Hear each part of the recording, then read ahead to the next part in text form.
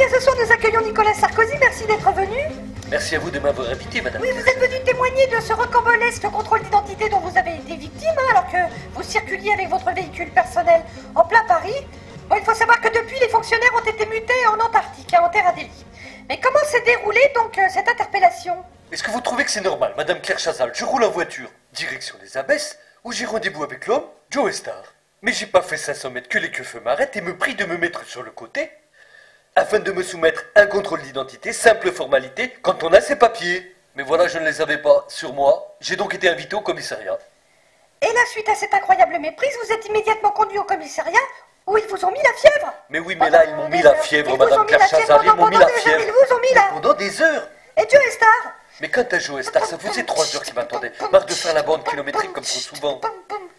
Et donc, mais dites-le si ça vous emmerde ce que je raconte, hein. Quand apparaît devant moi une billette, c'est mal barré pour que je reste planté là. C'est mal barré, il faut que je me décide et fasse mon choix. Tant de réactions très nettes, c'est net.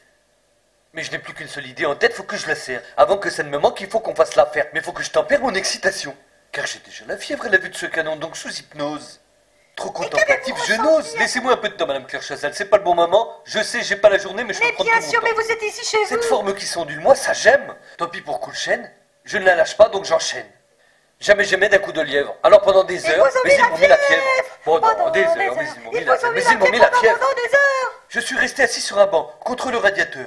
J'avais pourtant des choses à faire. J'avais beau leur répéter, mais il n'y avait rien à faire, madame Claire Chazal. C'était décidément pas mon jour déjà au réveil. J'étais pas vraiment pour, il y a des jours comme ça où tout ne va pas pour le mieux. Et tout part en couille et tout. Vraiment une journée de merde, hein. Pour toi, pour moi, ce fut terrible. J'ai passé la journée avec une meuf terrible, une biatch de magazine, encore plus bonne que la plus bonne de vos copines. Je vous laisse imaginer la suite, je ne vous fais pas de dessin, ça risque d'être censuré dans le clip.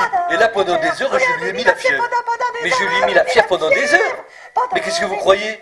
Pendant des heures, il n'y a pas eu de répit, pas de trêve. Pendant des heures, je n'avais rien d'autre à faire que de lui mettre la fièvre. Et là, je vous pose une question, madame Claire Chazal. Qu'est-ce que vous auriez fait à ma place? Je vous connais. Je sais que vous lui auriez mis la fièvre, vous aussi. Que PPDA ou Philippe Torreton ou je sais pas qui soit là ou pas, ça aurait été pareil. Vous lui auriez mis la fièvre. Et tout ça à base de pop pop pop pop. Et dans la Benz. Et c'est comme ça que ça se passe. Mais je vous arrête, vous venez de faire allusion à ma vie privée.